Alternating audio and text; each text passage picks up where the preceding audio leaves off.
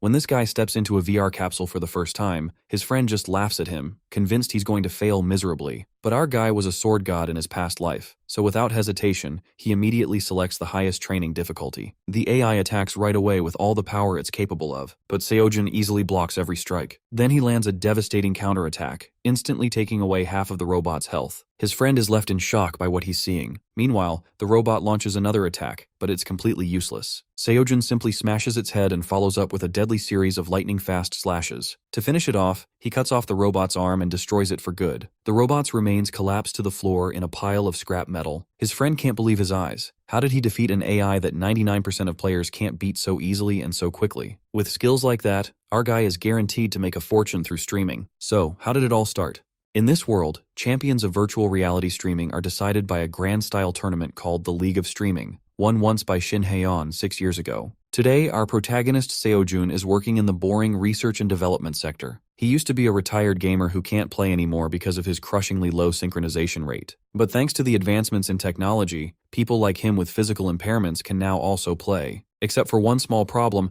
the capsule costs him a whopping 100 million won, which is just a teensy bit out of bro's budget who barely has 500 won to his name right now. The capsule is a device that helps people in various sectors of life, but the most popular one of all is undoubtedly virtual reality gaming. The entire world was quickly taken by the storm of the capsule technology, until our boy ended up experiencing a brutal incident inside the capsule. Back at his dorm, his roommate Kim Tae-woo is watching Shin Hae-on kickstart the event match for the upcoming tournament. The League of Streaming is no joke. It's disgustingly popular in Korea and worldwide, amassing nearly 15 million people watching. Swords are still considered meta, but that's not alone to win either. Tae-woo himself got eliminated while using a sword last year. Also, he's a veteran streamer who is shocked that his buddy is suddenly interested in streaming. Seojin suddenly recalls his earlier meeting with Ji-hye, who explained that if he won the league tournament, he could keep the capsule to himself, and until then, she's happy to let him rent it without any cost. This gave Seojin the idea to participate in the tournament. Tae-woo thought of it as a ridiculous plan coming from his non-streamer friend. However, our boy has been getting a calling from deep inside his heart to chase his glory days of the sword. Because thanks to Truck-kun, he has already once lived a former life as the unparalleled sword god,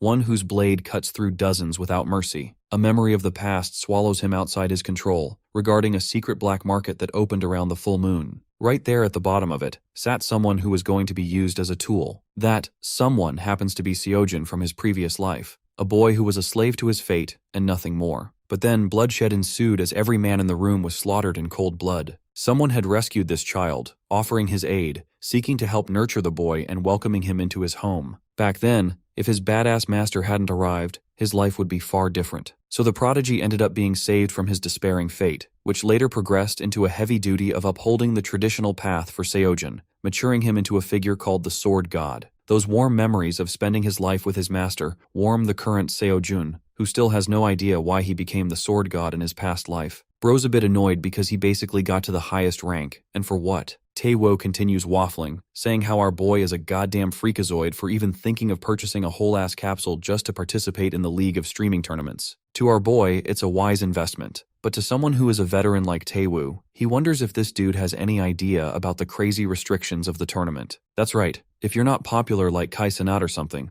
participation is a huge hassle, and gaining popularity isn't some walk in the park either. First, it requires excellent verbal ability to entertain the audience, paired alongside amazing game sense to impress the chatters. There's even humor needed to make sure the viewers don't get bored. Finally, the most pain-in-the-ass process that haunts me right now, the level 9000 boss called video editing. Even if one is capable of doing all of these, there's a matter of luck, since streamers get left out all the time in the dirt. In other words, Tae-woo's out here showing hard reality checks that our boy's delusions are in the gutter and he won't be becoming iShow speed overnight. To top it off, bro hasn't even run a capsule before in front of his roommate. Seojin finds it still intriguing and asks if he can merely achieve all his goals if he mogs his way with his skills. At this point, Tae-woo is genuinely starting to believe that this dude is pretty damn insistent, but he does confirm there being a way. For instance, all he has to do is to become better than the legendary Shin Hae-on herself, who is basically the faker of this world because this chick is the nastiest gamer on the planet. The hilarious part? Our boy straight up says that he's gonna destroy that girl since he's better than her, and that he's already used a capsule before. Obviously, this whole thing is ridiculous to Tae-woo, who can understand that his buddy has royally lost his brain cells. Adopting a different approach, the homeboy urges Seojin to get his ass inside the capsule already so that he can be humbled gamer style. After all, if his skills can truly surpass Heian, or better yet, if they're even better than just Taewoo's personal records, bro promises to do all the housework until the end of time. And well, as you can guess,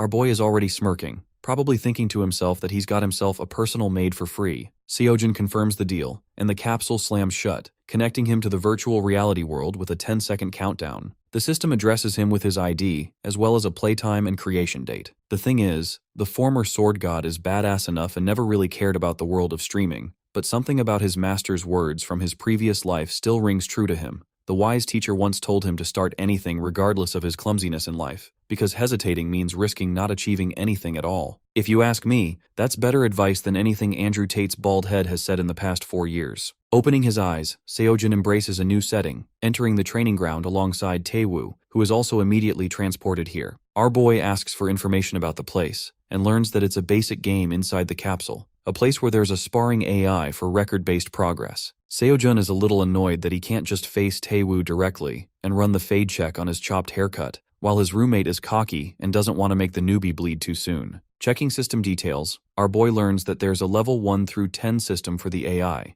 and level 10 itself mimics the style of the person who has cleared level 9 with the best score imaginable. Long story short, Shin Haeon has held that record for half a decade, so level 9 also runs on her replay. But that's far-fetched, because to get to 10 in the first place, the other levels need to be cleared, which is tough on its own. Before Taewoo can finish his yapping, our boy literally initiates the first duel state and transports this AirPod-shaped bot into the arena. Seojin doesn't even give a damn about listening to Taewoo anymore, but it's implied that he actually skipped levels instead of clearing level 1 directly. In mere moments, the fight starts off with AirPod Pro launching full speed with a sword, only to get blocked by our Korean badass. Taewoo is still smirking, confused why his friend over here has the ability to act so cocky, even while he's deflecting those sword strikes. AirPod Pro aims for a pointed strike, only to miss the attack with an Ultra Instinct weave from our boy, leading into a clean cut right across the bot's torso. This takes out a pretty hefty chunk of its health, stunning the crap out of Taewoo, who calls it a mere fluke. But get this, when Seojin's opponent swings back for round 2, this time bro literally styles on him by delivering a dozen slashes, precisely cut all over its body like it was nothing. By the end of his attack, Seojin slices off the AI's arm, which hits the ground in the most humiliating way imaginable. Back to Apple repairs it goes, leaving Taewoo's jaw ripped from his mouth. The bot is at the mercy of our boy, who towers over him like he's some kind of menace. Seojin doesn't even spare the poor guy some mercy and literally chops his head clean off, ending the fight. The simulation for the duel ends. The bot disappears instantly, while the system congratulates him for winning the level 9 duel with a ranking of 107th. And yes, you heard that right, even Taewoo is astonished that this dude challenged level 9 right off the bat and humiliated this thing too. In other words, the next fight is the real deal, materializing into reality. Comes the reflection of a monstrous AI, taking the shape of Haeyeon's own battle capabilities. This isn't going to be an easy match. Even Taewoo is starting to wonder if this dude is some secretly overpowered psychopath. Back at the Research and Development Department, the director is asked about her decision for the free rental she just gave. It's a reckless move for someone like Seojin, as bro took the whole piece home for basically free. Jae's assistant taunts that our boy doesn't even look like he can operate the damn thing, but mommy director is calm and believes that talent should not go to waste. Back then, she knew that Seojin missed his chance because of his failure to realize the synchronization rate, even though she was the only person who thought of him as amazing. And the kid has even improved from back then. In other words, though she knows participating is difficult for him normally, yet she is looking forward to the future where he does participate. Because if that happens, Jihye confidently declares that this man will win everything. Talk about being a baddie and a true homegirl at the same time. Bro's winning in life. Let's return to the training grounds for our epic duel. The former sword god is handling the fight relatively chill so far. Taewoo is genuinely bothered by the mere idea of this man winning the duel. Since he's interested in the outcome, the streamer decides to hit the record button and showcase the rest of the world in case our boy here wins. As for the main duel, Haeyeon's bot goes for an aerial strike. The fancy move is casually blocked by Seojin's clean defenses, who then returns the blow with double the love, knocking the level 10 AI back quite a bit. From an exchange of a few clashes, even the legendary sword god is impressed with Haeyeon's ability, a feeling that he is familiar with, because the girl's talent even now confirms that she's better than all the opponents bro faced in his previous life. The self-glaze continues with Seojin still believing he's far stronger. He gets distracted, and well, the bot ends up landing a lethal strike. Game over, right? Taewoo is already hating, having never believed in his boy to begin with. But here's the thing. Seojin casually plunges the sword out of his abdomen, tossing it aside. There's basically no damage incursion on his main body. No blood or pain travels through, of course. His health points are reduced all the way down to 1. Bro is literally standing on his last leg right now, but the scariest part is Taewoo. He's actually freaking out that this man might have let himself intentionally get hit just now. All that just to satisfy his own curiosity. But you see, Haeon's bot manifests another blade to end the duel, blitzing with full speeds ahead to conclude this fight. In retaliation, our boy rockets ahead too. Both fighters meet their epic sword clash. Seojin smiles, indicating that he's still taking the fight pretty chill. As for the AI, this thing's starting to get overpowered and it can sense that, until suddenly, the sword god's blade severs the bot across its chest, followed by a beautiful kick from Seojin,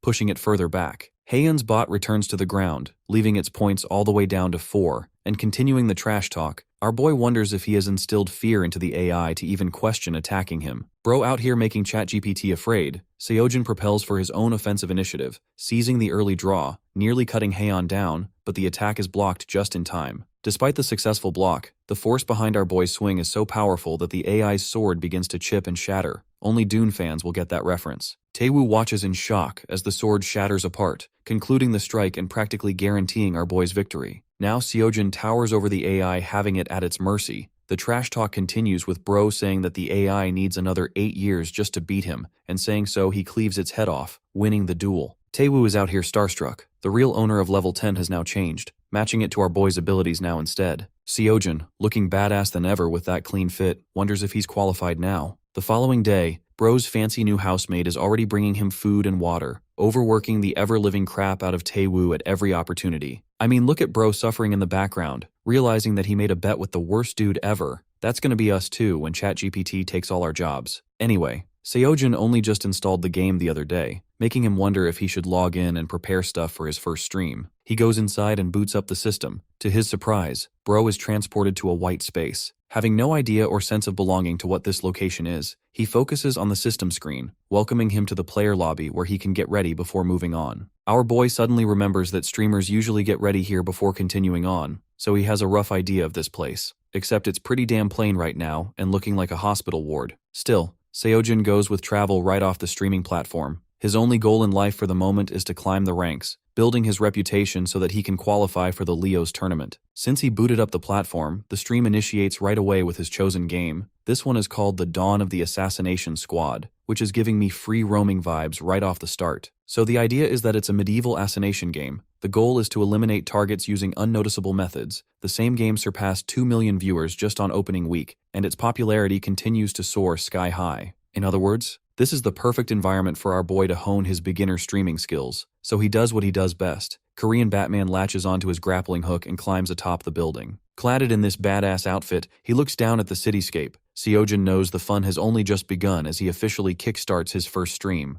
Oh, and by the way, since it's his first time streaming and everything, Taewoo ended up giving him a long-ass name just to garner attention from the rest of the viewers. Though our boy isn't really confident in Bro's abilities, and does have his way around playing a game before. Anyway, he looks down at the gorgeous view of the city. Just the graphics alone are commendable. It's like having the latest Ryzen but 100 times better. Seojin is really happy to experience this side of life too. By the way, his character is called Dane. Christina, a gorgeous blonde, and his teammate come to inform him that he's on a dangerous mission to come. Our boy's character responds automatically, which basically implies that this is the tutorial setting for the game. Dane's voice is different from Seojin's voice, and the experience so far has been exhilarating. Christina has no words to speak, while her partner is out here quoting Lelouch Vi Britannia's famous quote, "Those who kill must also be ready to die." The girl is fed up with his corny ass and urges him to be careful, but Dane keeps it chill and tells her to head back. Before leaving, she hands him a note, expressing that there's no truth here, so he's better off doubting as much as possible. This confirms to Seojin that the mission has officially begun, as his character is ready to doubt even the chaotic setting. Let's change the view. Korean Batman is out here swinging from building to building like budget Spider-Man all of a sudden. After his super cool landing, Seojin receives a notification from the system of his abrupt tutorial auto start. From here on, he's on his own, but there's no path ahead except a blocked passageway. Our boy is given a hint to climb up the pipes, which is a pretty odd assignment. The sword god is on his way to become the pipe god, and speaking of piping, Bro's piping skills are pretty smooth, allowing him to leap up without breaking a sweat. At the top of the roof, we have Seojin questioning why his body is automatically moving all by itself, a nod to the amazing immersive environment. He begins to wonder if it's all over, and if he should enjoy the auto mode tutorial. The auto mode is slammed with a proper tutorial quest to assassinate someone called Etere, a high-ranking noble and manager of a fabled society. With the only goal set as Etere's termination, Seojin checks the map setting and finds it impressive how this game is cool as hell. Helping him out, he's given a rope to descend. Our boy is rather impressed with how the game is properly helping out with the basics. But something seems to bother our boy's cat-like curiosity. He's getting the impulsive thought of just letting the rope go and descending faster, since this part is pretty boring. To test his hypothesis, this man literally lets go, bravely crash landing all the way down with a heavy thud. So far, dude's plans didn't work per his expectations, but he does note a couple of chatters laughing about his clumsiness in the game for being a damn newbie. So far, these dudes are straight up making fun of his ass for being lame. It suddenly dawns on him that he's streaming too, begging the question why 4 people even bothered to join. At first he thought no one would join, but thanks to his incredibly long and weird title because of Taewoo, chatters have taken pity on him. The whole idea of watching him be clumsy is entertaining to the chatters, though the IDs and usernames are pretty long and weird to keep up with. Remembering his homeboy's words, Seojin recalls how he was told to practice slowly filling the silence instead of focusing on the numbers. The idea behind streaming isn't the numbers, but the interaction value. That's why the only reason people gravitate towards popular streams is because of their interaction ability. But also, people love small streamers since they get recognized fast in their chat, instead of getting buried down. Playing around with his streaming life, our boy begins to respond to a bunch of messages on his own, expressing his shock, and generally entertaining the chatter, making his presence known. Finally, one guy tells him to start the quest already, which becomes his cue signal to act. Speaking of which, let's cut to the ominous and dramatic setting of Count Etere's mansion. The chatters are intimidated with the frightening atmosphere, while our boy is wondering if it's going to be fine for him to just waltz his way inside politely. The chatters are surprised by his balls of titanium, while Seojun looks back at the note that Christina left him with, precisely giving him coordinates of Etere's bedroom on the 2nd floor, as well as the number of enemies. For weapons, Seojin is handed a sword stick as well as a gauntlet, pretty basic and expected for tutorial items, not that it matters since he just has to kill one guy no matter the tool. But right as our boy is about to head straight inside, his chatters go batshit crazy on his ass for being an idiot and rushing in blindly. Seojin feels like an idiot, while they emphasize that he read the rest of the note that Christina handed to him. At this point, they've given up all hope on him, genuinely thinking that a proper defeat will teach this newbie a lesson. The ancient sword god has no idea of the sudden shift in everyone's mood, politely asking if he can just walk his way inside. One person asks him to do warrior play, because basically in this game, getting caught allows NPCs to get way stronger, so the goal is to play stealthy. On very few occasions, veteran players intentionally blitz inside, making all the noise they can to openly slaughter the enemies, which is called a warrior play. This intrigues our boy, who wonders if he can do a warrior play to win this one out. The chatters explain that no one has done it yet. Several have tried, but not even hardcore streamers have gotten any luck. But all that loser talk only confirms one thing to Seojin, that it is indeed defeatable, so long as he's on the level of Haeon herself. This gives him all the confidence he needs to aim for the fancy warrior play strategy. Heading up near the estate, our boy can feel the immense pressure of it all. From Taewoo, he learned that chatters love the idea of clowning on their favorite streamer, which is what these dudes are doing right now by laughing at our boy. With 3 more viewers gained so far, he thinks the pace is fine as long as they're not being out of line.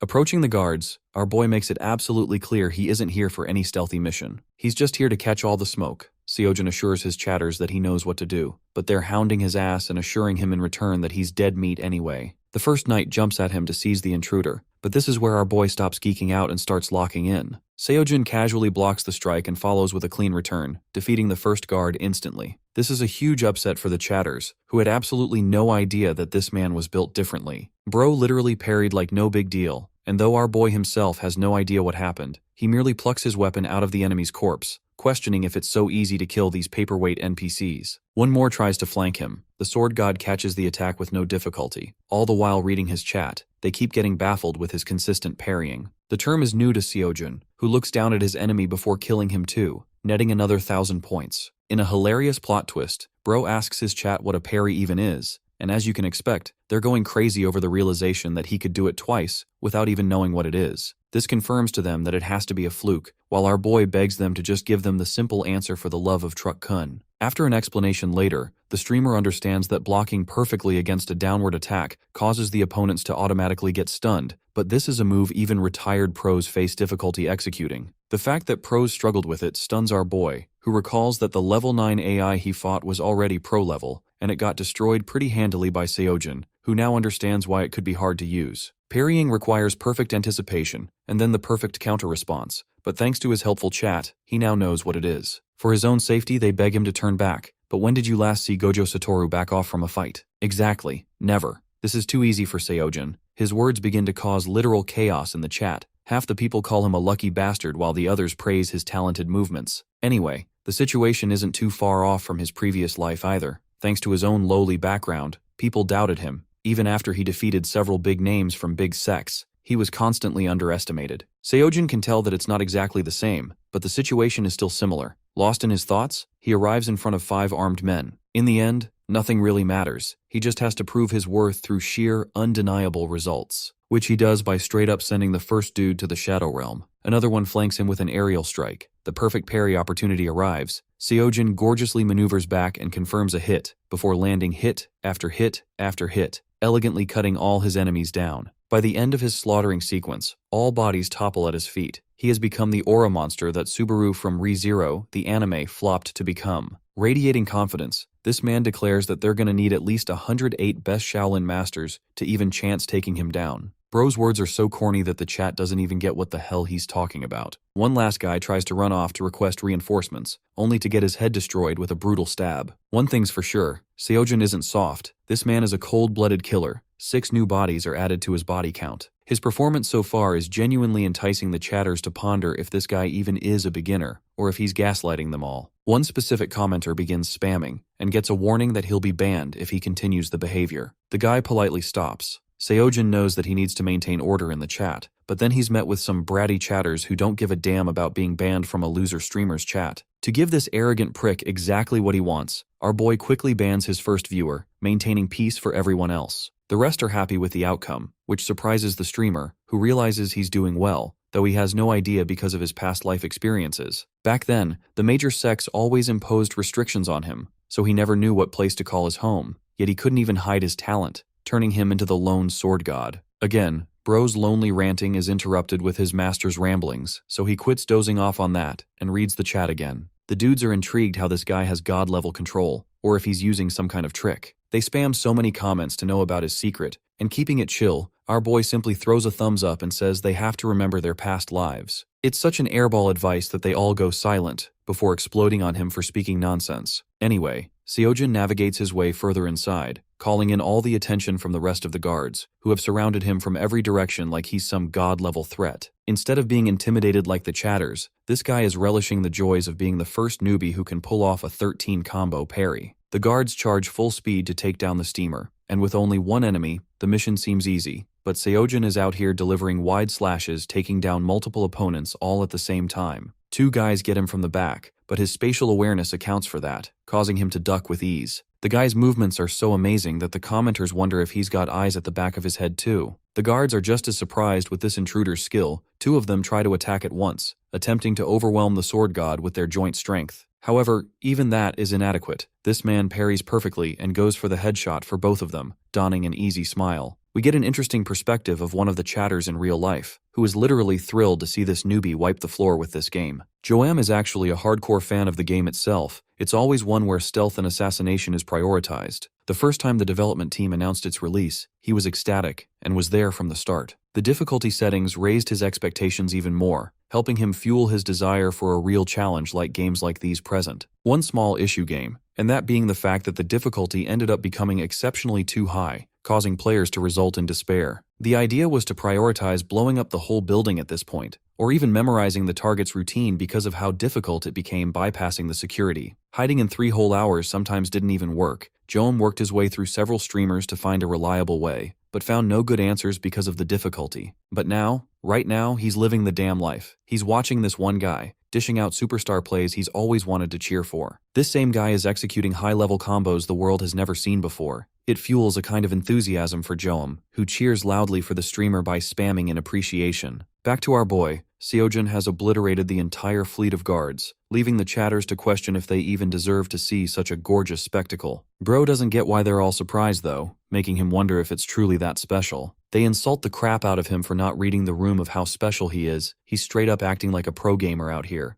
playing it cool against their insults. He even advises the chatters to turn the stream off if they're that bothered, but his nonchalant attitude only draws them more. By the way, the same 6 viewers collectively began following him too, until a sudden explosion kickstarts yet another sequence in the trial. The boss fight is here at last. Seojin casually dodges thanks to his tremendous reaction speed. The man in question is the noble himself, and while they're wondering if Seojin's gonna be enough, our boy speaks through his actions by leaping up top and going for the immediate kill, cutting past the boss. However, despite his perfect slash, the noble is unshaken, turning around with a grin on his face as if to ridicule that pathetic attempt. There wasn't even effective damage done, confirming to our boy that this dude is special. Then he consults the chat if maces can be parried, which makes them laugh out loud for his ideas of one-shotting the literal boss. The noble, on the other hand, goes ballistic with his mace, smashing his weapon all the way around, ripping pieces of the ground. Seojin seems to be doing just fine dodging the mace, while the noble confidently swings it, ready for anything this guy throws at him. Our boy leaps up top once again, this time delivering yet another wide slash, only taking away 3 health points. The noble retaliates with his mace, and though the streamer himself hasn't taken any damage, he is beginning to understand that the damage isn't even piling on anymore. This makes him question if he can clear the stage by repeatedly dealing chip damage.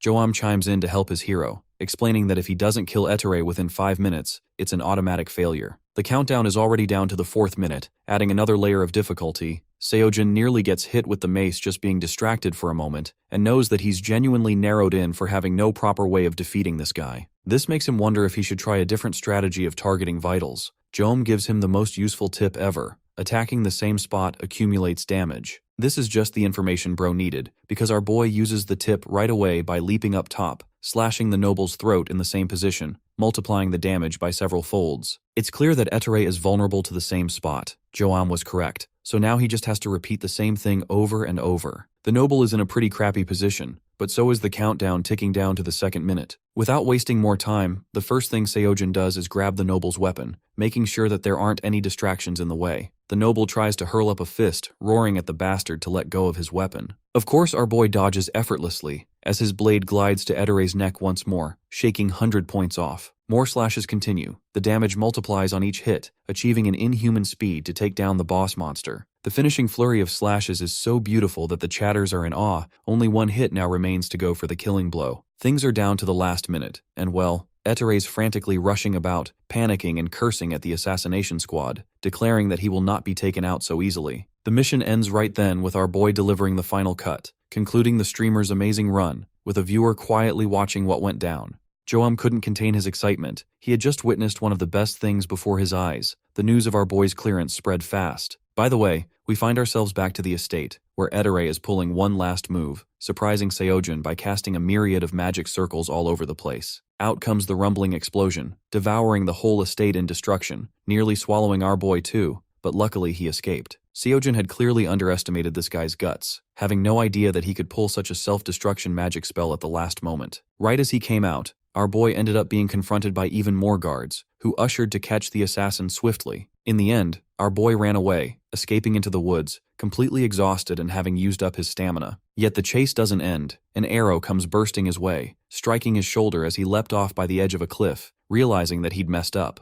The last thing our boy sees is a glimpse of the person just up top, and so he crashes into the water, losing consciousness. The next time we find him waking up is by the same valley. His hand dips in the calm water, slowly waking him up. Looming over him is another figure, who has stumbled across his body. This man has the badge of a golden eagle, and confident in his discovery, switching to the player character screen. By the way, Dane just died an inescapable death sequence, so it's not like it's our boy's fault either. All this time, Seojin couldn't do anything because his body wasn't in control. The chatters are annoyed that the hype and aura moments end in a disappointing finish. Still, our guy maintained a positive attitude and wondered what he should focus on next. One of the chatters urged that he go to the tavern and head to Christina, the familiar character that he first met at the start. It's here that our boy realizes that he automatically moved to the tavern right after his character's defeat, so he heads inside and explores the setting. The people inside are bustling in joy, while the tavern lady appears to be none other than the stunning Christina herself. It's pretty damn obvious that no one could risk a chance of not talking to this girl, and noticing his sudden presence, she asks the customer if he needs anything. I have to remind you all that this is no longer Dane but our boy's own player character, which is why she has absolutely no idea who this charming man is. Our boy expresses that he needs a lot, but unfortunately the auto mode intervenes and whips out the eagle badge, stunning Christina right at once. The same girl that Bro wanted to flirt with ended up giving the meanest stare of mankind, questioning his identity. The warm setting turned into a cold, tense atmosphere, with our boy emphasizing that there's no need to get so tense, he merely came here to help. To make his point clearer, Seojin reveals that he's pretty damn good when it comes to assassination, which puts her on high alert and makes her wonder if he's the expected man from the West. Playing along, our boy confirms this to be the case, while the blonde remembers how this dude is a greedy little weasel who would do anything for a few more coins. That's why he also wouldn't side with the secret society. With temporary tensions resolved, she believes it's only right to introduce themselves again. Calling herself Christina, she asks for the player's name, and right at that moment, Seojin is allowed to input his proper name. The others are curious what he'll input. As the streamer name is set to Seojin, Bro didn't put any nicknames on his own, so it automatically treated his real name as a replacement. To make himself appear extra edgy and badass, Bro inputs Nameless as his name, causing the chatters to bully him again for being so damn lazy. The hilarity to Seojin is how the same alias used to be a thing in the past, denoting several people all at once, a title that sounded mysterious to conceal identities of those in the Murim world. The system prompts him to confirm the name as Nameless, which he slaps a yes on, officializing him to receive proper assassination requests from the Sun Tavern, and something tells me this man is going to become the John Wick of this club. With the initial introduction settled, our boy asks what he should do to contact them. After receiving the badge, Christina curiously asks where the original owner is, but that poor guy is already dead, with the chatters hinting that she had a crush on him. To make it easy for her, our boy shares that he's buried the guy at the West Pier, and instead of being emotional about the subject, she offers him black signal stone to use as a contact. With the stone to his name, the mesmerizing Christina looks forward to working with him. Our boy exits the tavern, exhausted for the day, knowing he's done plenty already. The other chatters are confused if Bro is actually changing his identity to Nameless from now on, something Seojun confirms, though he doesn't care whatever they call him. The stream finally concludes after a long day's wrap-up. Our boy bids them all farewell, feeling flustered from the weight of cutely saying goodbye. Bro is trying his best to log out but struggling hard as hell, despite his amazing skills. The chatters continue to make fun of him for being a noob. The system transports him back to the capsule, where he ends the sequence, recalling how his 6 loyal viewers watched from start to finish. Bro's still bummed about the usernames too. That's when a certain message pops up on his screen. The stream has already ended and yet, he's found a new message. When the chat opens, our boy can't imagine how the hell these guys are joining even after the stream's gone. Seojin having some success, let's circle back to Taewoo, who had fun in today's stream. Suddenly our boy comes crashing in, causing Bro's face to get smashed by his phone. I'm calling that attempted murder because everyone knows how bad that shit hurts. Taewoo isn't pleased, and while his nose is sore, our boy shows him the chat that continues to keep piling on even after the stream ends. Even a veteran like this guy is absolutely stunned that the chat is still going on.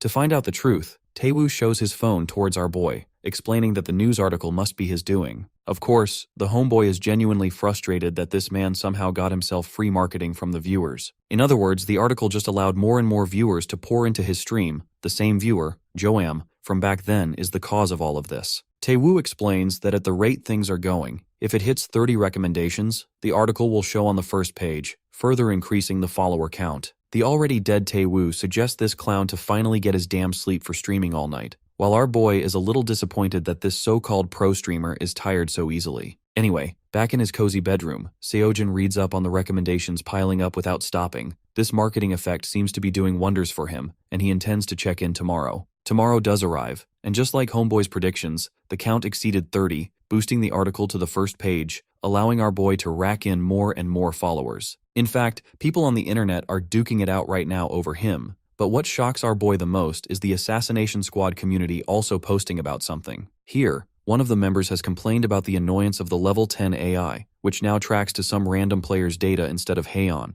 making it impossible to face against. Curiously reading into the user's message, our boy clicks on the video attached to his note. The thing about Heian's AI is that it waits on standby if the user drops their sword. However, when it comes to this new AI bot, the fucker attacks, refusing to allow any openings go for free. Even the AI of our boy is cool as hell, even mocking his opponents for it, which is why the forum members are now curious if the player is also as much of a prick. Bro's getting destroyed by his personality and he knows it. The only reason Seojin believes that it turned out that way is because he genuinely talked with Taewoo while playing too. The whole thing feels unfair, but right now people don't seem to like his personality at all. Interestingly, one person seems to have noticed something interesting. It's Joam, who is beginning to seem like a creepy stalker dialing him down. Seojin takes a second to reel back. He never intended for so much attention to come pouring down his way in the first place. Too much of it altogether is clogging his mind, because it can prove to be harmful too, based on his experiences of his past life. Such a kind of power makes people crumble if they're not able to handle it, which leads to the sword god entering the capsule once again, knowing that he just simply needs to keep on grinding. His goal is to advance slowly, taking him back to the lobby area, which now shows his current sheet. The same guy who had 6 followers has now shot up to over 400 in a single day. Sure, these new guys are something, but the only ones who truly watched his stream were the original 6, which makes him wonder how many will join today. Curious, he starts his stream. The system greets Seojin and brings him back to the Dawn of Assassination Squad game. This new stage is the city of Altion, which is further divided into 4 districts: Royal, Aetherius Spire, Gilded Quarter, and finally the Low Quarter. Each represents a different class of people. Players are going to be receiving assassination missions to go from one location to another, but it's actually possible to end up assassinating without having received a mission too. Exploring this new setting, our boy says hello to his lovely viewers, who encircle him with love and anticipation, wanting to see this guy's real skills in action. The new guys are honored to join the nameless stream. Our boy assures everyone that Jome isn't the one screaming this, and that he didn't bribe the kid either. The controversy is killed within seconds, clearing all rumors of paid marketing. Out of excitement, one guy donates 10,000 won right off the bat, questioning how he can find Etere in his own manner. Since this is his first donation, Seojun is a little pleased, and illustrates an easy answer to just strike repeatedly at one spot. And well, that was the most obvious clue ever. Everyone knows that, which leads to the chatters bullying him for misusing the guy's donation money. Knowing that he failed at explaining, our boy humbly tries again, this time giving a proper tip to strike the NPC's vital points, causing them to get flustered and break more sweat. This alongside the previous advice creates a proper guide on how to handle Etere. The same guy donates yet another 1,001 for the in-depth guide. Seojin notices how there's so many new people that he has absolutely no idea about, and when checking the viewer tab, he's baffled to see that over 300 are tuned in. Again, bro expected only 100 of these to show up, but the loyalty of his chat is comparable to iShowSpeed's chat if you ask me. Next comes the question of what Seojun should focus on for the day. One chatter is begging for some more warrior play. They really want to see him in action to prove his skills. Some other loyalist chatters are enraged by the suggestion of asking this man to prove his legendary skills. Seojun urges them not to fight for a bit. Among the idiots, one guy helpfully advises to look around for something he likes. It's easy to get commissioned for missions on the spot while sightseeing the city too. With several opinions all at once, the streamer ultimately comes to a decision, wondering if it's time to test his pickpocketing skills as a warm-up. Among the bustling crowd is a drunkard fool, who bumps into our boy, before questioning what the cloaked stranger's problem even is. While this dude is busy insulting the man who bumped into him, our boy casually achieved an even greater purpose thanks to his expert sleight of hand. After adapting the grappling technique, he now has full control over pickpocketing and even succeeded thrice in a row. The chatters begin to question if bro is now becoming a thief instead of a warrior all of a sudden. That whole Muram story is starting to make sense now. Well, pickpocketing to the chatters is only fun if the thief is being chased, but of course, Seojin wants to make sure he doesn't starve himself for now. He's collected so much money that he could easily get himself a penthouse. While he's busy eyeing down his money, 2 thugs decide to gang up on him, looking all mighty and tough. They try to intimidate him for trying to be slick with his stuff. One of them even questions if Seojun has permission to do business in the first place. Confused, our boy asks if he's being asked about the money, which is obviously what this clown is after. After pausing the game sequence, Seojin asks his chat what kind of stupid game uses thugs instead of guards to confront the thief, which makes them all laugh. Still in the pause sequence, our boy ponders the idea of taking both of these guys out after reading a wanted poster to eliminate the disassembler.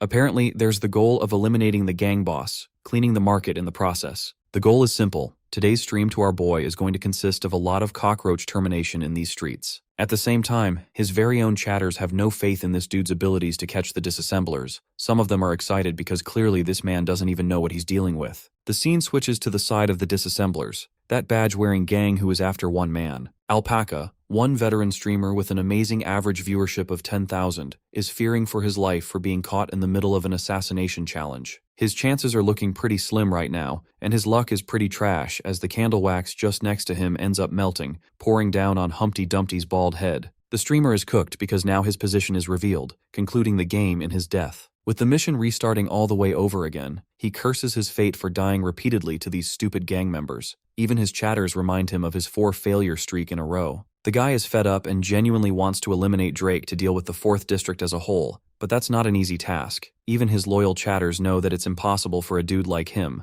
especially when the rulers are unbeatable. The rulers are a special team of the syndicate responsible for managing the 4th District. These guys are also the main villains of the game itself. First up is the Grand Majesty Queen. Then there's the Master of the Aetherius Spire, even the head of the Royalist faction. And finally, the boss of the Disassemblers, ruler of the 4th District, a fellow called Drake. This guy is specifically known for being extremely difficult to track. He's like a bug who spawns in one of 10 different bases. Quite the risk to start with. Anyway, Alpaca takes the map to hopefully try again, this time checking Drake's location first up. Based on the information he knows about the troop, it's clear that the 4th District's leader is hiding in some other place that isn't easy to find. One donation leads him with 10,000 won, asking that he do a warrior play instead of struggling so much. Alpaca is being pressured, and has no idea what warrior play he's even supposed to do in this damn game. The others are dead-ass serious about the suggestion, asking him to take a look at the community, which crops up his interest, causing him to go and check what's going on. In his mind, he's really hoping for someone to clear it, so that he can serve this person as his master, and get a warrior play of his own finished on the leader. His words are quite the big deal.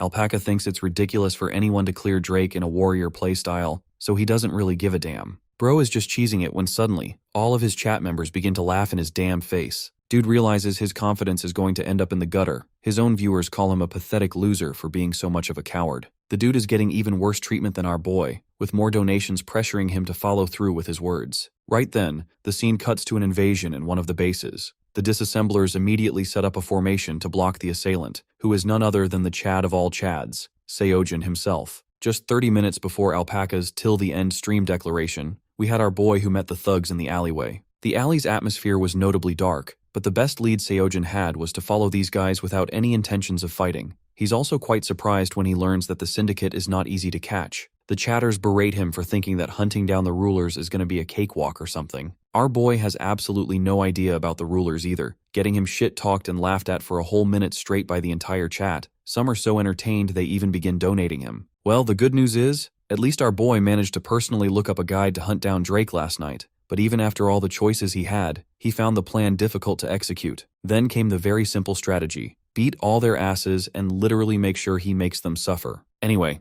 Seojin was told to surrender everything that he had, even the wallet he stole earlier, which these guys seem to perfectly know about. The chatters think this fight's going to be an easy piece of cake, because this same dude wiped out 13 dudes on his own. Ginger Hair is trying to intimidate and threaten him, but Seojin is stone cold, glaring at them as they command him to just surrender his money and they won't eat his face off. Asking politely, our boy asks if they know about Drake's location. Obviously the thugs confirm that they know, but they're genuinely bothered that this idiot is casually asking about their boss's coordinates. Knowing that these clowns won't comply so easily, Seojin believes kicking their asses is the only way to handle things. Bro's punches are the best way to communicate the message after all. These poor victims had no idea what they were getting in trouble with, and foolishly decided to flank our boy from behind. The former sword god swiftly leaps up and away, dodging the strike and gaining perfect distance from the first attacker. The second one comes piping hot, nearly stabbing his face, but Seojin is able to evade and toss this man's body like it's a piece of cardboard. The first dude is down, and his weapon is now Seojin's to use. Then comes the redhead, who thinks shouting his attack is going to lend him an advantage. The punk gets perfectly parried, stunning him momentarily, and using this momentum, Seojin aims for the finishing blow, ending another one of their lives. Just like that, all of these punks have been eliminated warrior punk style. The chatters are super impressed and entertained by this streamer's unique playstyle. Ginger Hair, the one who had the most confidence earlier, is now whimpering like a kitten. Our boy rears his blade over to his head, inquiring about Drake's location. Of course, the dumbass doesn't want to talk even now, so this man nearly cuts him in half, instilling the fear of death to the point he's left trembling. Knowing that there won't be another warning, the ginger-haired thug watches Seojin threaten him without any ideas of mercy. This kind of torture is literal madness according to even the chatters, because by the end of it all, the clown is left with a sore head, and he gave out all the information too. The chatters are pretty impressed once more that Seojin has the smarts to obtain information and handle missions his own way. But our boy's current problem is the length of this tiny dagger as he searches for a different weapon around the place. He notices one peculiar weapon that catches his interest, and that's how we fast forward to the present, where crashes into their base using a damn pipe. Pipeman and his piping techniques have returned, as he unstoppably blitzes past the entire group, demolishing all of them with the most powerful weapon in all of fiction. This deadly pipe packs quite the punch, But what's astonishing Seojin right now is how hard the difficulty of this mission is, since he just faced 30 people and is expected to do an assassination on top of it all. While he's busy pondering the intricacies of the level, a certain man's voice expresses his amusement. Suddenly, a projectile comes out of nowhere, nearly cutting our boy's face with Pipe Man avoiding it just in time. Even though he looked cool dodging that one strike, Bro's composure breaks the moment he realizes that hundreds of swords are flying towards him at rapid speeds. Temu Gilgamesh is back at it again with his projectile ability, but worry not because our boy Aura farms to the moon and back by using his trusty pipe to deflect them all. The chatters can't even fathom his godlike reaction speed, earning the praise of the leader himself. At the same time, the player's actions have notably upset Drake, and so he taunts Seojin, questioning if the filthy casual can parry what's about to come next. The leader of the disassemblers throws his special knives imbued with magical energy. All of them shoot full speed. There's just way too many of them to deal with. So this time, Seojin goes for the smarter approach by whirling his pipe in a circular motion, blocking each hit that was meant to turn him into a cheese slice full of holes. The deflections are beautifully delivered, causing most knives to get pinned in the surrounding, with even one of them slicing past Drake's face, making him bleed. Our boy has the greatest shit-eating grin ever, as if to say, "Gotcha, bitch," while his fans continue to cheer for him, yet question all the same why he couldn't parry that. Drake now holds the player in high regard and asks for his name, only to learn that he's nameless. The basic NPC response praises him for having such a name, and he even nods to the fact that the strong deserve to be respected. Hence, this man stops holding back and releases all of his strength, gathering dual blades, as well as 2 chain spears for his weapon, making him a complicated opponent. The chain blades are the first ones to come after the sword god, who deflects the first hit casually, not knowing another one is pushing for an attack from behind. It really seems like this one is going to connect, but right at the end, Seojin beautifully connects a kick, knocking the blade up and breaking its momentum. Back when Drake was only throwing daggers, our boy had the impression that this dude was a fraud even worse than the noble Edere. But with the current state of things, Seojin can finally understand why this weapon alone makes it a real challenge to defeat Drake in a fight. The Sword God respects the developers for placing emphasis on battle mechanics, which almost exclusively encourages you to aim for warrior plays. Drake questions if his opponent has stopped attacking, and because of that, he's the one to rally in for the offensive, clashing his blades against our boy's godly pipe. The godly pipe is still mighty enough to overwhelm Drake, causing him to use his chain spears, which are also successfully evaded by Seojin. The chatters are starting to get bored of the fact that he's only playing defense so far, and Seojin himself has now assessed that this guy is even more difficult than taking on 13 guards at once. Regardless of the difficulty, the Sword God has survived the Mountain of Blades and the Forest of Swords in his previous life, which means he always knows a path to victory. The solution for this opponent is to cut past the distance and penetrate through the layers of defenses. Drake anticipates Seojin's move, but right as he even responds with a counter, our boy ends up successfully parrying the aerial stroke, stunning the leader right into position. This attack normally kills regular mobs, but someone like Drake can only leave him with a window to attack again. At the same time, he's figured out that the chains will always position themselves to protect the leader, but the same doesn't work for him. In other words, the Sword God merely has to connect a proper hit, so he activates a stance of his ancient techniques, planting his feet into the ground and transferring all his powers from his solid lower body to manifest the ultimate high guard stance. The spirit of the Sword God channels through to him, as this time Seojin leads with the finishing blow aimed right at Drake's head, obliterating him in a single hit. The chatters have absolutely no idea what just happened again. All they know is how easy this man makes everything look with his skills. Because the game is virtual reality itself, Seojin lacked the confidence in his technique just now, but it seems to have carried over without any problems. From his footwork to the twisting of his torso, each movement of his arms, everything is fine-tuned to the smallest adjustment, which means it's not much different from having a real body. Suddenly the chain slips and tries to catch our boy off guard. Seojin dodges and gains some distance, and it appears the big bad guy still hasn't gone down. He aims to kill the invader with more of his offensive maneuvers. Only this time, our boy is faster and delivers a cut so strong that it breaks apart the chain weapon Drake had. Thanks to this, his opponent is no longer protected. Something about swinging his weapon gives our boy a sense of ecstasy and proof of his existence from his previous life. The clash results in utter domination for Drake, whose blades are flung about. Standing over is Seojin, ready to deliver the finishing blow, which he does by using the same pipe to unleash destruction. By the end, Drake's face now forever kisses the ground, while the system concludes the end of the adventure by killing the leader of the fourth distraction. As expected, the chatters immediately start dick-riding our boy, even though they love trash-talking to him every other time. Seojin notices his viewer count, which shoots up to 450 watching, once more experiencing a massive jump. At the troop location, Seojin is left questioning how the hell his viewership began skyrocketing, rising higher than even his current follower count. For a moment, bro starts genuinely blushing, even though my guy was exclusively told not to obsess over these numbers. Still, the feeling makes him really happy, and my guy's poker face is barely containing his happiness. The rest of the chatters are beginning to think that this manny's playing his own different game with the question he's asking lately. A donation of 10,000 won from Spoon Murderer comes with the message that this man creepily murdered everyone with a pipe. Thus the alias Pipe Murderer is born. The scariest part is that even without the damage increase buff, this man would have easily defeated Drake with ease. Thanking the donator, our boy is confused about one main thing. Why the hell are the guards still not here? The place is vacant and guards normally should flood this place, but apparently guards never waltz in between missions, though they're always going to pop up during pickpocketing situations. Heading out of that location, our boy is met with another cloaked player who has no idea about. Seojun inquires about their identity, and well, it turns out to be Christina instead of a proper player, looking gorgeous as always. She's brought him a hefty salary for helping free them of oppression. This reward also comes with an increase in his reputation for succeeding. The strange part is how he's receiving a reward, despite not catching Drake while officially being on a mission. The chatters confirm that this happens all the time. Rewards are common even without a proper quest. Still, it's not like bro can spend this money. He's got all the pipes in the world to use as weapons after all. The hilarious part is that Drake is watching from heaven, questioning why this psychopath bothered to kill him when he didn't even want the money. The next question is where our boy is headed next. Christina wants to know but respects his privacy and heads out looking cool as ever. Seojun bids farewell to his baddie, returning to his mission. The so-called assassination was never even a success since bro never attempted it in the first place. Still, it's time for my guy to clock out and end the stream. He's tired of his life and wants to leave already, but his parasocial fans are dying for him to hang out just for a bit longer. Completely burned out, Seojun bids farewell and leaves, awakening from the capsule and emerging outside of it. Taewoo is sitting there doom-scrolling. It's weird enough that he's here in his room, explaining that he watched the guy's broadcast and found it fun. That much is fine, but our boy really doesn't like the idea of someone else being in his bed,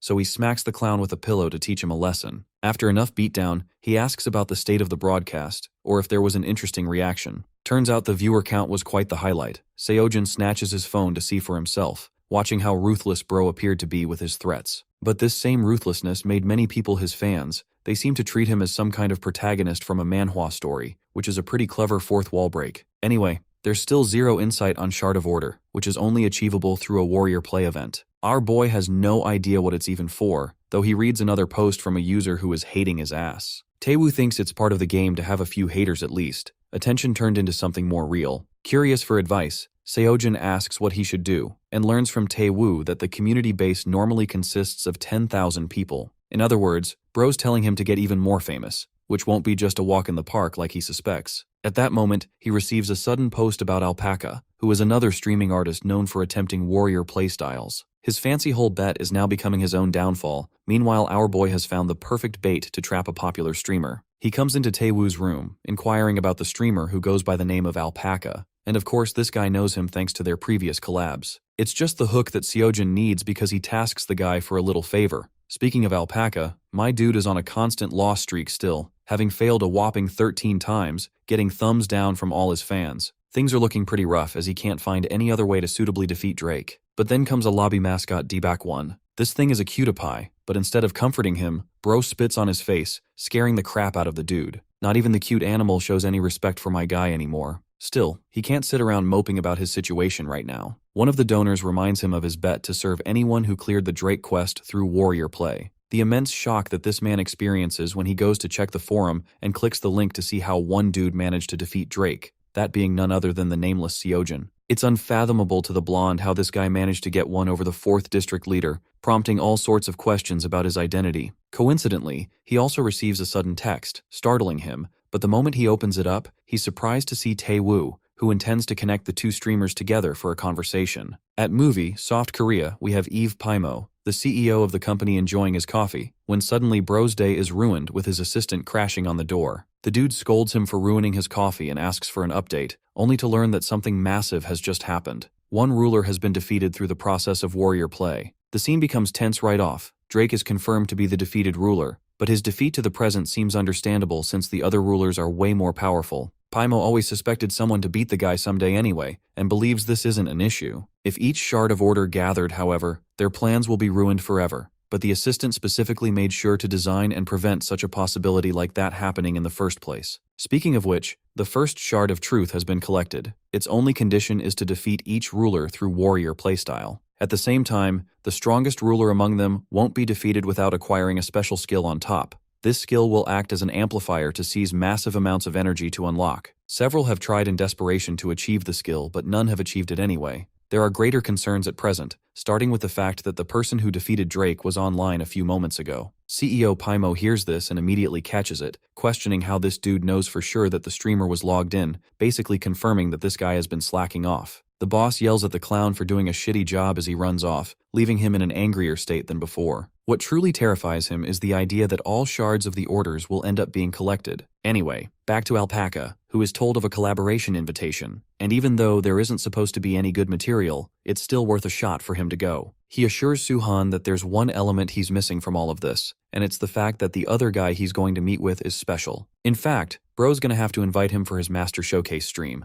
Suhan explains that the guy he's placing on a pedestal has only streamed for a few days at best, believing that the kid is just great at assassination games instead of his streaming journey. Still, Alpaca begs him to let Seojin use the capsule for a while, even though they have a spare capsule in place already. Alpaca then goes on to explain that our boy suffers from a low synchronization rate, which means only the finest and most expensive capsules can allow him to play. It further baffles Suhan that someone like that could end up in the position of being a master, and he intends to monitor the reactions of the stream during the collaboration. Anyway, his prickly attitude is the same as ever, but Alpaca is getting a sudden reality check. The reality check that this newbie pulled off a warrior play in conditions that weren't even suited for him. This begs the question how strong he truly is, and if he's even some kind of malicious thug or a criminal in real life. This scares the casual gamer because bro thinks he might have threatened his life, when suddenly our boy finally arrives, introducing himself with a lethal pretty boy face card, Seojin himself. The dude is totally normal, even more handsome than the guy's own avatar, so things are looking pretty good for Alpaca. Bro's getting so much insecurity because he knows he has to customize a crap out his character just to reach Seojin's beauty standards. Anyway, Taewoo is also here to accompany and mediate them. The party acclimates with each other and they're brought into Alpaca's residence. Inside, the place looks pretty elegant. The workspace and living location is different. Taewoo wants to help Alpaca out for coffee, so both of them catch up with each other, leaving our boy all by himself to meet with Suhan.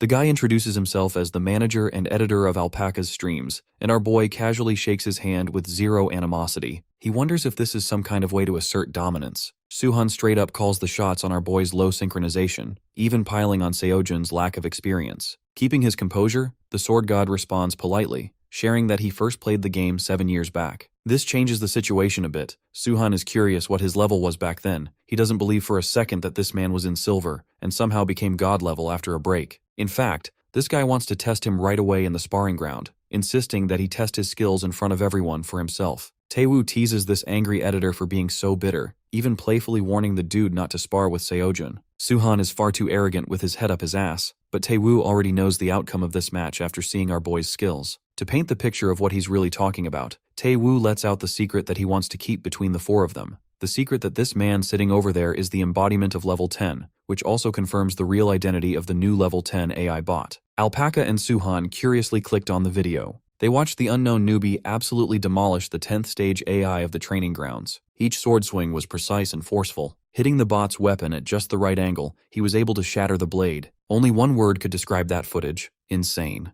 Pulling off something so crazy against AI Shin Haeyeon is unprecedented. It was a completely one-sided victory. Except for the ones he took on purpose, he wasn't hit even once. The cherry on top was the trash talk at the end. He really told the bot to devote another 80 years to training just to defeat him. The swag was insane. Suddenly, Alpaca is starting to feel the pressure for their collaboration stream. On the sidelines, Kim Taewoo was bragging as he was the one who broke the record. After watching the whole clip, Suhan had seen enough. While the chuds were messing around in the background, he approached Jin Seojin. Lee Suhan looked him in the eye and vowed that from now on, he would serve Seojin as his big bro. He bowed with perfect form, paying respects to his new idol. Alpaca and Taewoo, who thought shit was about to go down, but they were worrying needlessly. Seojin, on the other hand, was left standing there in utter confusion. Lee Suhan wholeheartedly stated that anyone good at gaming is a big bro that must be treated with respect. While Seojin was thankful for the acknowledgement, technically speaking, he should be treated as a big bro. Considering his age, it would be more fitting to call him an elder. The goofballs just watched them interact while snickering amongst themselves. Taewoo's annoying laugh had to be shut down via a tissue box to the face. More importantly, Alpaca remembered a certain incident 7 years ago, around the time Seojin quit playing.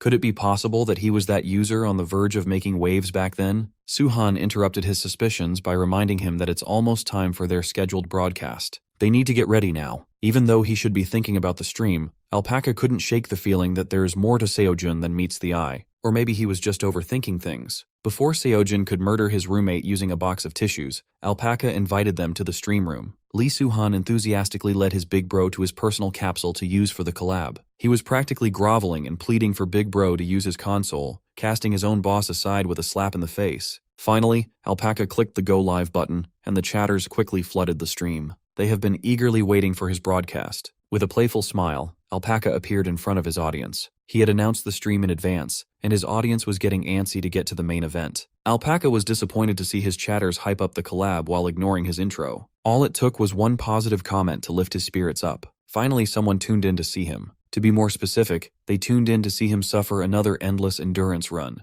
Alpaca was baited. Out of annoyance, he threw that chatter in the ban list indefinitely. Instead of another failed endurance run, today's stream will feature a legendary Musu run. With a cheerful tone, Alpaca directed everyone's attention behind him to introduce the professor who would teach him how to be peerless in the game. Bright lights came from the shabby wooden crate in the background, building suspense as it slowly opened. Every chatter held their breath. The crate blew open, but Jin Seojin was nowhere to be seen for his grand reveal. Alpaca and his chatters were confused at first. Then, they started roasting him for being delusional. They teased him for having an imaginary friend as a so-called professor. Some even impersonated Jin Seojin in his chat, asking to be paid before showing up. Alpaca had to prove that he wasn't going crazy by showing his DMs. Seojin had borrowed Kim Tae-woo's account to message him. Alpaca added that they even planned to stream an offline after-party later. When they finally added each other as friends in-game, Jin Seojin messaged him on his own account for an invite since he didn't know how to get to someone else's lobby. Alpaca and every active chatter alike were taken aback. Soon after, a cascade of chats laughing at the certified noob interaction came rushing in. Even Alpaca wondered whether Seojin was doing a funny bit for the stream. He had to put up his livestream banner for a minute while helping Seojin get into his lobby. When he finally got in, the so-called Musu professor apologized for being late to the party and introduced himself. Alpaca laughed off his little stumble. Technically speaking, Seojin is still a beginner after all. The whole chat continued roasting him for trying to learn from a noob who doesn't even know how to enter a lobby. The firepower of 19,000 viewers collectively making fun of one guy was quite something. In just a few moments, they will break through the 20,000 viewer mark, and the comments are growing spicier by the second. Seojin hadn't even considered that making fun of the streamer has become its own type of content. It sounds like the types of chatters in a live stream vary heavily depending on the streamer's personality. Some streamers figuratively tie up their viewers, beating them up to submission, while other streamers pursue a completely clean broadcast. Alpaca's chat was a lot different than Seojin's fledgling fanbase. Still, he could see the charm of the free atmosphere that Alpaca cultivated.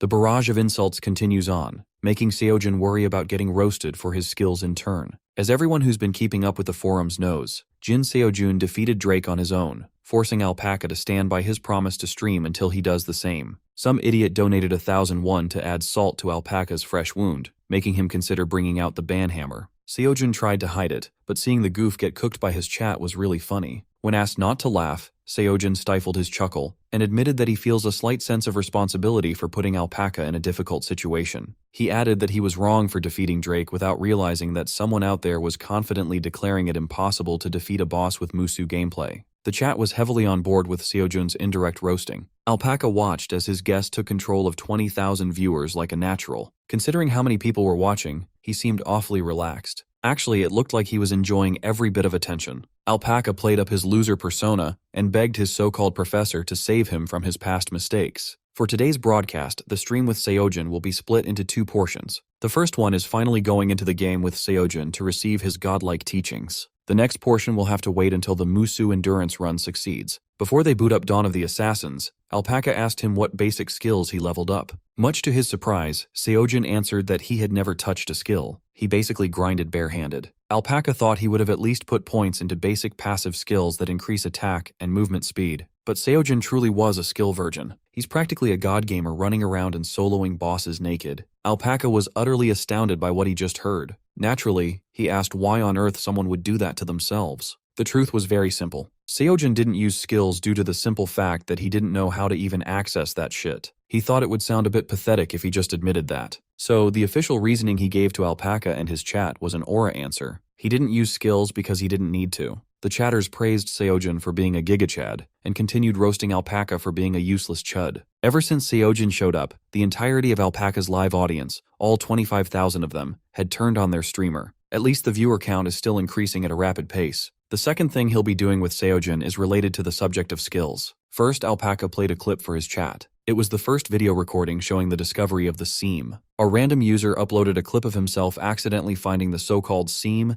and crushing the enemy's weapon in the process. It was followed by a quest to unlock a skill called weakness detection by destroying 10 weapons by finding and breaking their seam. The chat refused to believe that Alpaca could pull off something so complicated. He yapped about the concept of seam that comes up in fantasy novels. It was basically a fancy term for the weapon's weak point that allows for exploits. If Alpaca can find 10 of those, he can unlock the Identify Weakness skill. So far, he's found a total of 2 seams. One is from a rapier that happened to break by accident, and the other is the seam of a longsword he learned about through a side quest NPC. As for what kind of skill Identify Weakness is, Alpaca had no idea. It is the last skill he has yet to unlock in the game. Apparently, Seojin thinks he can figure out the rules behind those seams on his own. By claiming that Seojin could essentially break the game on his own, Alpaca sowed distrust among his chatters. To make things a little bit more exciting, he proposed a bet on whether Jin Seojin could figure out the trick behind seams before today's stream ends. You see, Travel has a channel point system where viewers can accumulate points by watching any broadcasts. Chatters can use their points to change chat effects or make various demands to the streamer. It cannot be converted to cash, making it a trivial currency. However, there was another real reason channel points are universally beloved among viewers: gambling. Baby. The channel point prediction option allows them to bet points on the outcome of a broadcast freely. Alpaca gave his chat plenty of time to submit their bets, with plenty of choices for putting their channel points in.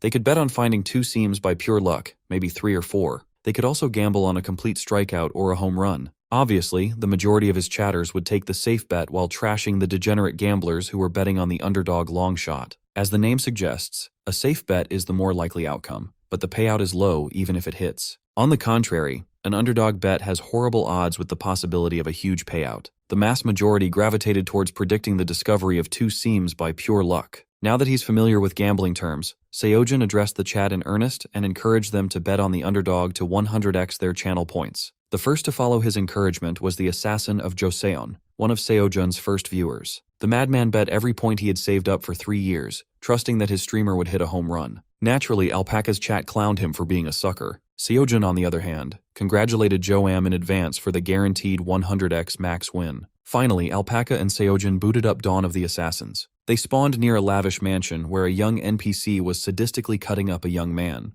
The young man desperately apologized to his lord on his knees, begging to be spared. Instead of showing mercy, the young lord dared his victim to run away and save himself. His palms are sweaty, knees weak, arms are heavy as he crawled away, but Lewis Neville never intended to let him go. Watching the torture scene from afar, Alpaca explained to Seojin that Lewis is the son of Richard Neville, ruler of the far northeast. Alpaca dared Seojin to check the young lord's skills and lend him an ordinary steel sword to use. Even if one knows where to hit the seam to break it, actually pulling off such a precise strike is not that easy at all. Alpaca would know. He tried recreating the video many times, and he found it harder than parrying. While he was yapping on and on about how luck plays a part in breaking a seam, Seojin pounced at the sadistic brat. He broke the enemy's flimsy sword in one strike and pressed the attack for a one-hit KO. Just like that, he unlocked the quest to unlock weakness detection. 1 seam down, 9 more to go. The chat buzzed with a mix of praise for Seojin and mockery of Alpaca. The Musu god is just built different. Admittedly, Alpaca failed a ton, barely succeeding in breaking Lewis's rapier. Still, one successful attempt doesn't necessarily prove that he could replicate the process. But that only applies to normal players.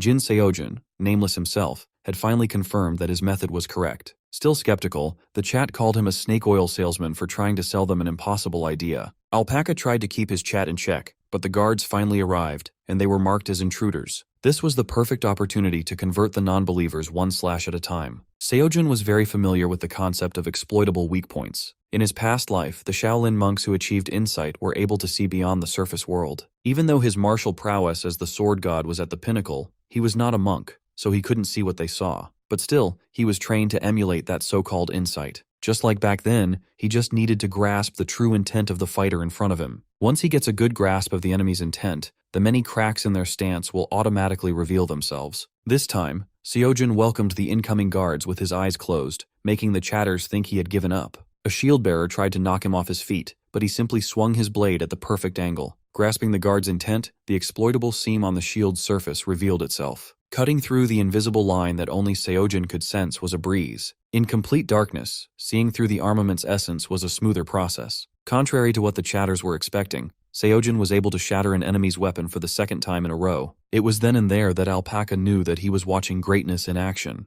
The chat was equally flabbergasted by the display of insane mechanics. That man just found a seam, destroyed the weapon, and killed the guard with his eyes closed. It was some truly genius-level stuff. Alpaca was about to interview Seojin about what he just did, but was distracted by a 1,001 donation calling the stream disgusting, rigged, and fake. Being accused of faking and scripting a stream made Alpaca heated, as he denied the baseless claims. Up until a second ago, he was one of the people who thought Seojin was just bluffing. How could he rig the fight if he was a non-believer himself? Many chatters jumped on the bandwagon, condemning the broadcast as a fake stream. In truth, most of them were just salty because they lost precious channel points on a bad bet. Seojin defended himself by reminding everyone that he told them to trust and bet on his success in the first place. According to the betting board, the safe bettors weren't the only ones in danger now. Only 1% of the audience predicted that he would find 4 or more seams in a single stream. That means 99% of chatters with channel points on the line are about to get screwed. At least they'll all be screwed together. As long as they don't fail alone, it should be fine. Seojin shared that sentiment and turned the atmosphere lighthearted amongst the chatters. Alpaca was very impressed by Seojin's ability to tease the viewers while leading the flow in his favor and staying likable. He's not just good at the game, he has a good sense for streaming too. Jin Seojin is the perfect collab partner. Alpaca won't have to carry the stream by himself. With the guards out of the way, he interviewed the man of the hour regarding what he had just accomplished.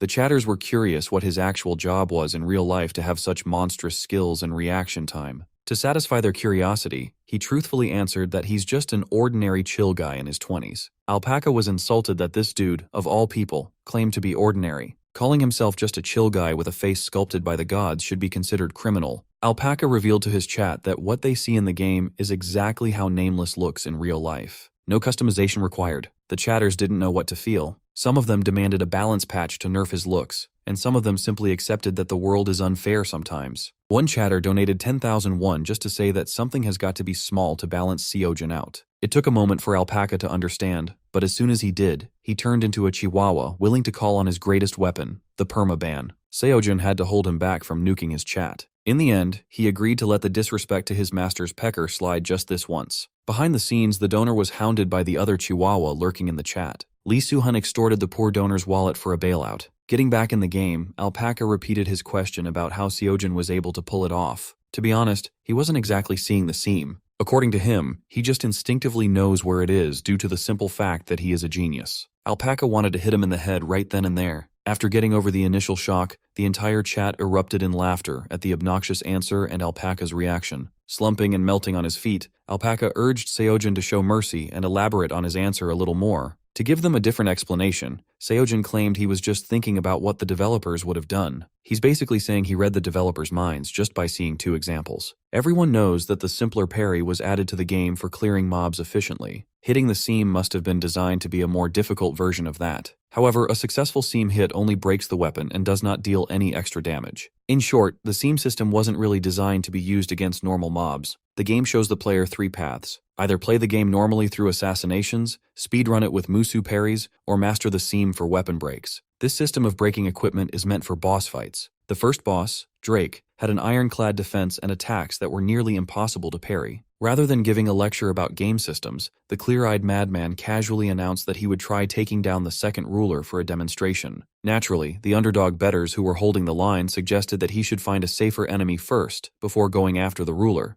in fear of losing their points. Instead of listening to the gamblers in chat, Seojin asked Alpaca to open one more point prediction betting line. Of course, it will be a wager on whether he can destroy the ruler's equipment today or not. This time, the channel point prediction was much simpler. A simple yes or no bet. Jin Seojin reminded the viewers to trust and follow his lead. Go all in on yes. After killing the son, it is now time to face the father. The ruler of the far northeast, and royalist leader, Richard Neville, was programmed to avenge his piece of shit son by any means necessary. Clad in full armor and equipped with a great sword, he suffocated Seojin with non-stop attacks. Despite the ruler's onslaught of deadly and unpredictable attacks, Mr. God Gamer was still in full health. He tried to sense the wildly winding seam running across the great sword, but it felt impossible to exploit. Even Alpaca, who was spectating from the sidelines, had no idea how Seojin could pull this off through sheer mechanics. The fight was taking a little too long for his liking. While continuously bobbing and weaving from ferocious sword strikes, he read Alpaca's waning belief that he could find the seam. He didn't even look at Alpaca's direction, yet he read his thoughts perfectly. The degenerate gamblers in the chat were starting to turn on Lord Nameless. According to some more experienced viewers, Richard Neville's weapon is made of a special material. That sword might not even have a seam to abuse at all. Hearing that stirred Seojin's competitive spirit. His senses expanded past the sword and enveloped the ruler's entire being. It's time to check whether this boss was really unexploitable. Finally, Richard swung his great sword wide and strong, making a full arc. Nameless sidestepped the impact and prepared an attack of his own. The boss was growing tired of his repeated tricks,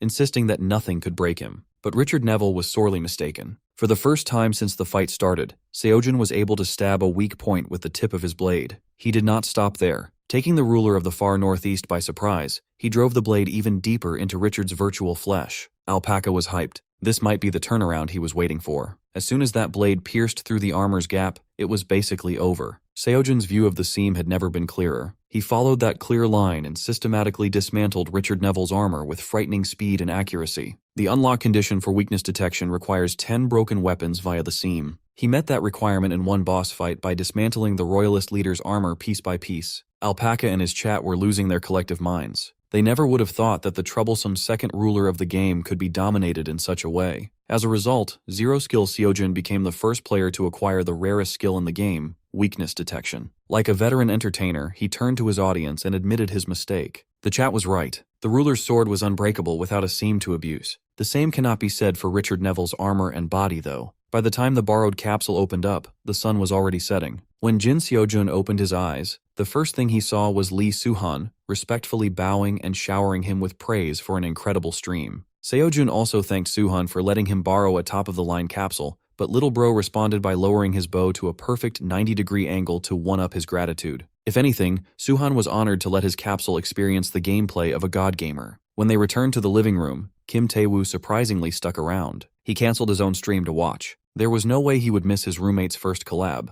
Tae-woo also urged him to hurry up and leave to rescue Alpaca. At the moment, the poor guy is being harassed by his chat to get out and bring Seojin out instead. If the chat could slap him out of his chair, they would. Thankfully, Jin Seojin is finally ready to show the world how he looks in real life. Like the great hype man that he is, Alpaca directed everyone's attention to the door behind him. The whole chat held their breaths, prepared to be amazed by the man favored by the gods. When Seojin entered, the room seemed to light up. The viewers weren't catfished. That man is actually handsome as hell. Face already complete, no filter required. Right after the Dawn of Assassins stream concluded, clips of Lord Nameless spread across the forums. For the IRL stream, Alpaca regaled his audience with the pretty boy. The reactions ranged from jealous incels to chatters being thirsty. Of course, the chat quickly devolved to comparing how ugly Alpaca was sitting next to a peerless beauty. He tried to clap back, swearing that he looked pretty decent back when he was in his 20s too. He just gained a little weight is all. Mentioning his weight was a mistake. The chatters knew what would make him feel even more conscious of his appearance, and they repeatedly poked fun at it. His only saving grace was the chatters who didn't watch him for his looks in the first place. Feeling depressed and deflated, Alpaca left the room to get things ready for the next part of the stream. Seojin was left to entertain tens of thousands of viewers by himself, while Alpaca prepares dinner for their collab after party. Left alone in the streaming room, the donations rolled in.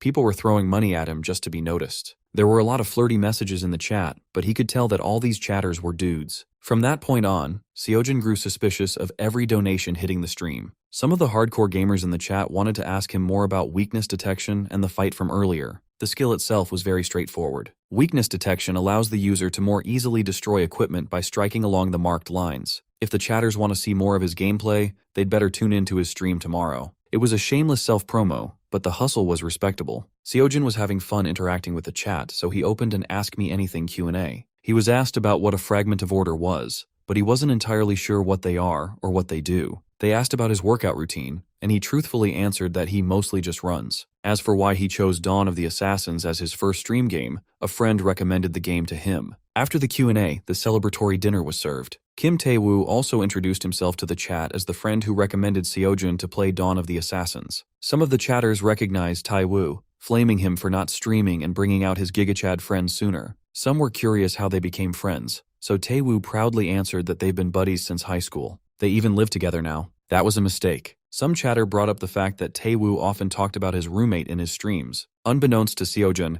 Tae-woo's viewers already know him as the legendary roommate. Taewoo tried to hide the messages in chat, but that only made everyone in the room curious. Suddenly, someone donated 1,000 won with a travel clip attached. Seojin pushed his dumbass roommate out of the way of the phone and opened the clip. It was a clip straight out of Kim Taewoo's stream, yapping about some funny story. According to Taewoo, his roommate is a pretty decent guy, but sometimes he does the weirdest things. One day, Seojin got dirt on his phone, and he started scrubbing it with soap. When asked why he was doing all that, Seojin argued that his phone was waterproof, so it's okay. The day before that, Taewoo asked his buddy to cool the capsule down with a cooler, and that weirdo crouched by the capsule to use a small handheld fan on it. Seojin was wholly unaware that this so-called friend of his had painted him as some kind of freak who knew nothing about common sense. As punishment, Seojin turned his cheek into a piece of meat for tonight's final course. The chat loved the dinner shenanigans a lot. After a great meal, Alpaca formally thanked Seojin for such a great collab. He humbly returned the thanks, given how much he learned collaborating with a far more experienced streamer. Eventually, they broached the topic of Seojin starting an iTube channel. Although he would like to get his videos out to the world, he's still pretty inexperienced on that front. If he's serious about breaking into the industry, Alpaca suggested that he should find an editor first. If Seojin would like, Alpaca would be happy to introduce him to an editor he knows. After a great meal, Jin Seojin cracked open a cold can of beer to unwind. The first sip of alcohol paired with the view from the balcony was refreshing. Alone with his thoughts, he seriously considered starting an iTube channel. According to Alpaca, iTube can only help his stream grow so much bigger. It's a surefire way to blow up, not to mention the sweet revenue that comes from the views. The only bottleneck in how much a channel thrives depends heavily on the editor's skills. Since capsule games are fundamentally different from other titles, it is rare to find an editor who can make them pop. All the editor talk got Seojin curious about how Suhan ended up becoming Alpaca's editor. According to Little Bro, he was just a regular office worker before he partnered with Alpaca. He just stumbled across his stream one day. From the jump, Alpaca had a good sense for streaming and entertaining an audience. He was severely limiting his growth by not uploading videos, and his channel was just gathering dust. Lee Suhan took it upon himself to revive that man's career, so he reached out to Alpaca himself. That was back when Alpaca was just a total nobody, just a goofy guy with a camera. Suhan saw the potential and quit his job to edit his videos full-time. He had a feeling that Alpaca would make it big, so Suhan fully committed to making his friend a star. Their story is proof that a good editor makes all the difference if you want to succeed as a streamer on iTube. Seojin wondered if adding iTube to his work stack would hinder his ultimate goal of winning the League of Streamers Championship. Originally, he only intended to win a top-of-the-line capsule and quit streaming altogether. But the whole process of gaming with an audience turned out to be much more fun than he expected. In the short time that he had been streaming, he grew to love the time spent laughing and hanging out with people in a virtual world. Perhaps he enjoyed the company of strangers because he was lonely. Admittedly, that might be the case. He is burdened by the memories of his past life. It was akin to having a hometown he can never return to, no matter how much he longs for it. Stopping himself from getting too sappy and emotional, Seojin decided to hit the gym to clear his head. At the boxing gym he frequented, Jin Seojin geared up for a sparring match. In here, he doesn't have to think about anything aside from beating the opponent in front of him. His jabs were deadly. Getting hit by one could easily knock out even experienced boxers. The resident boxing coach noted that Seojin only comes to his gym to relieve stress by fighting unsuspecting boxers. Still, it is strange how everyone who gets absolutely pummeled by him somehow gets a lot better. Professional boxers would hail him as their master after a brutal beating. While the coach was watching the spar, the client he was supposed to train was moaning and complaining about the endless treadmill run. Lee Dong-soo, an 18-year-old phenom and a player for freefall, was itching to get in the ring. Coach drilled into the kid's head that all the basics and stamina training he's done for the past 2 weeks will help him in the long run. Dong-soo tried to argue that he's a pro, so he should get some minutes in the ring. He might be a pro, but that's only in the virtual world. Reality is much different than playing inside a capsule all day. Dong-soo's freefall coach instructed him to gain some experience with his physical body. That's the only reason he's been coming to the gym. But at this rate, he might be stuck on treadmill duty until next year's tournament. He feels like a hamster endlessly running in a hamster wheel. Dong-soo threw a childish tantrum, demanding to learn some real-life combat techniques. The other gym-goers barely reacted to his shenanigans. They've grown used to his tantrums. Annoyed and pushed to the limit of his patience, Coach finally allowed Dong-soo to have a quick spar. The kid's eyes twinkled as he asked if he could pick his opponent. Coach allowed him to go wild, thinking there was no one in the gym he could beat anyway. While he was celebrating his escape from the endless torment of the treadmill, Dong-soo heard a body make a dull thud upon falling on the ring's canvas. He looked over and recognized the man in the blue corner as the guy from that viral travel clip the day before. One of his freefall teammates, Min Hyun, wouldn't stop gushing about how good the player named Nameless was, so Dong-soo checked it out. Even Shin Hae-on was impressed while watching the videos. Dong-soo refused to acknowledge that the player in the clip was particularly outstanding. Knowing how exclusive this gym was, the young man wondered how a nobody got in. Perhaps the guy was friends with the manager or something. Seojin noticed the red-haired runt looking at him and stared back. Dong-soo was intimidated by the stare down, so he turned around and avoided Seojun's gaze. When Coach asked if he had decided on an opponent yet, he panicked. Coach put his hands on the runt's shoulders and tried to convey that sparring is not about knocking an opponent down. He lectured that sparring ultimately tests a fighter's techniques and shows where they can improve. Muting out the long-winded lecture from Unk, Dong-soo's eyes wandered back into the ring. By his estimate, the man in the ring should be about the same size as him. It doesn't look like he has eye-popping muscles either. If he picks that guy as his opponent, it should be a manageable fight, right? Coach was trying to instill proper fighting etiquette and manners, but Dong-soo didn't listen. He finally made up his mind and asked if he could spar with the guy who just knocked out his last opponent. The coach wanted to discourage the kid from jumping into the ring with the final boss. He tried to tell Dong-soo that there are plenty of other fighters in the gym who would love to spar with a professional gamer. Coach added that it is rude and thoughtless to ask for a spar with someone he just met, but Seojin heard their conversation and butted in. He heard the red-haired runt wanted to spar with him, and he would gladly gear up for another round. Dong-soo tactlessly hopped into the ring and addressed Seojin by name. He confessed to watching yesterday's stream and insisted on calling Seojin Big Bro. After putting on gloves and headgear, both fighters stood in the ring while everyone watched. In a patronizing tone, the kid praised Seojin for being good at the game he was playing on stream. Still, the brat believes that Seojin wasn't as good as him. Not one to back down from a challenge, Jin Seojin looked the kid in the eyes and cluelessly asked who he was. Dong-soo thought anyone in the gym would know who he was, but he was deeply mistaken. Like the immature child that he is, Dong-soo claimed to be the one and only gaming god. Seojin scratched his head. The name didn't really ring a bell. Dong-soo protected his ego by keeping in mind that Seojin had only started gaming recently. That's even more reason why Shin Hae-on shouldn't make such a big deal out of a nobody. The kid promised to tell Seojin who he is after he wins. In the meantime, he urged Seojin to take this spar as a huge honor to be a part of. Dong-soo arrogantly relaxed his body, believing that there was no need to get serious with someone who had just started gaming. While he was trying to keep the fight polite and easy, Jin Seojin charged at him with murderous intent packed in a glove. One punch was all it took to shut the gaming prodigy's mouth. Our boy is hanging out with his cool PC gamer Pops Jin Ha-jun, and let me tell you, Pops is not impressed with what he's seeing right now in the boxing match. He asks his son if his stream is doing fine, and expresses his own troubles, concerned that his son may be having a dreadful run in his streaming journey. Apparently Tae-woo used to tell them how hard it was to gain even a single viewer. This is funny because it paints the picture that this idiot has been feeding his parents some weird stuff. Anyway, Ha-jun wants to help out his son and recommends playing Planet Craft as one of the suggestions. Of course, the main concern for our boy is whether the game's actually doing numbers. His pops believes that playing unique games gets you the viewer base to begin with. But when he asks his son about his viewer count, Seojin straight up says that he's got 440 people usually watching with 3,000 followers. The revelation makes this man spit his damn drink out. Bro is literally having a heart attack over the fact his son's got so many followers. Right after the collab broadcast, the community was seething with chaos. Each post surpassed a minimum of 30 upvotes, and there weren't any posts left to slander our boy's reputation anymore. In simple terms, people finally knew what he was all about, and that he was no pushover or a scammer. Tae-woo out of the blue sends our boy a message, urging him to take a look at another article, outlining how Seojin must be some kind of hacker. Great. Another scandalous article that Tae-woo is laughing over. Now that things are going in irrational territories, Seojin has given up and simply reports the misinformed post. What bothers him is if he has to do a proper explanation stream just to clear up the rumors,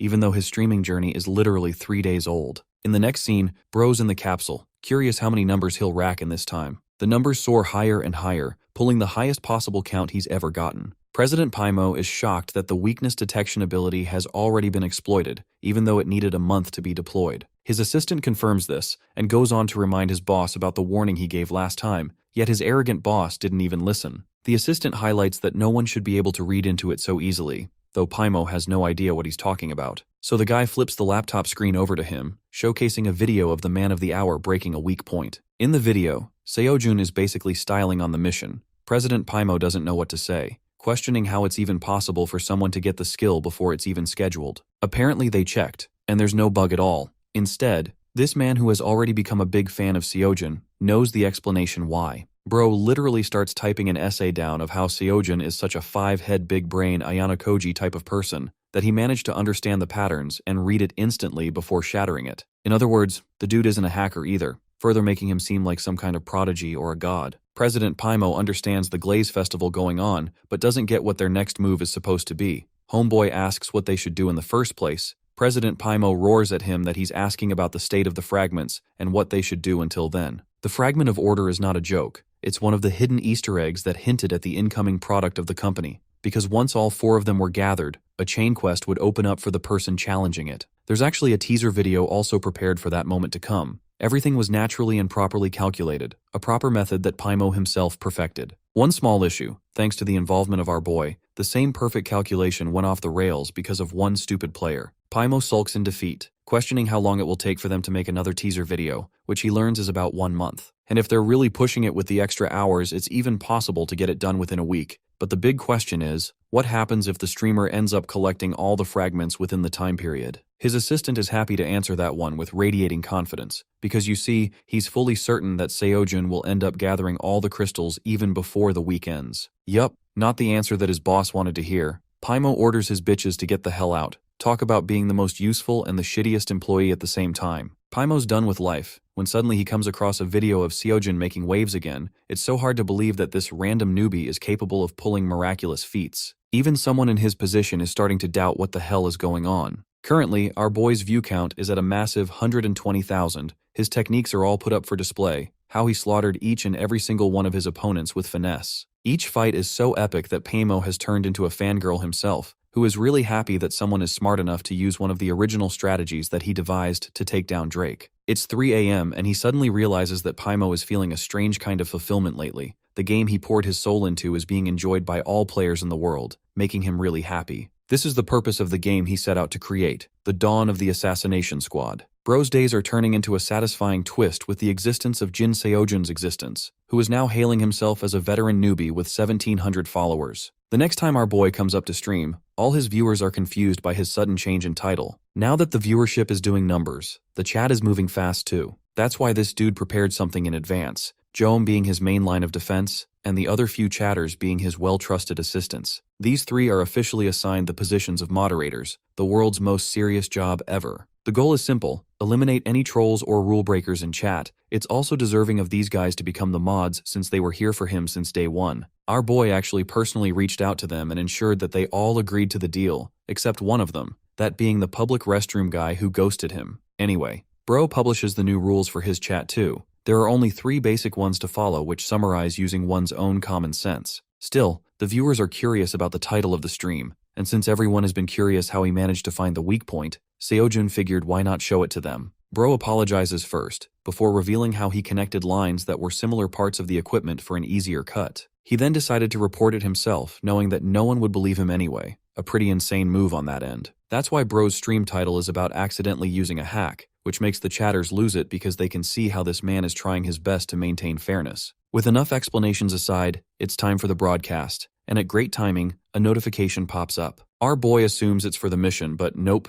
it's a message from the creator of the game who lends this dude 1,000,000 won if he can use weakness detection against the Ethereal Spire. The chatters don't get the purpose of it, confused if the goal here is to use magic or if magic can even be cut in the first place. To arrange things in his head, Seojun plays out the scenario, wondering if it's the real creator who's advising him this. The fact that's been giving 1,000,000 won just for this mission alone is massive, which actually makes him believe that this might be the creator himself. The chatters insult him for being so naive that he has to ask that after so long when the answer is obvious. Let's come over to the city ruled by mages, the Ethereal Spire. The ruler here is Duke, the central figure of this mission, who does not hesitate to conduct human experiments in the name of research and advancement. Leaping up and around the district, we have Pipe Murderer 9000, who nearly makes a poor girl faint for being as swift as an assassin. Technically she's right because Bro is indeed out here to assassinate his target, though the chatters ask to see if he even knows what the boss is. As always, Bro declines, appearing dense once more in front of his viewers and earning their insults for just going head straight. Refusing to make it more complicated than it seems to be, our boy navigates the setting, his best lead becoming the NPC mages, who he notes are pretty few in this region. The thing is, mages in general are pretty rare. The first few floors are trash, and the 4th is where the real fight begins.